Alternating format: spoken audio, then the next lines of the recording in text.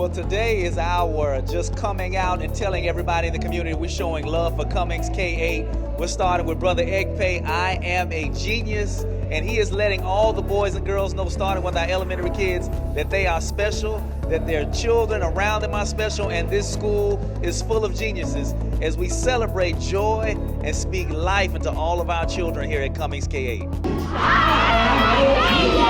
What we need to let them know at this time is, in this age and of all these things that are going on with social emotional learning supports and with kids being or not having a sense of belonging, we need to let them know that we know and we care about you.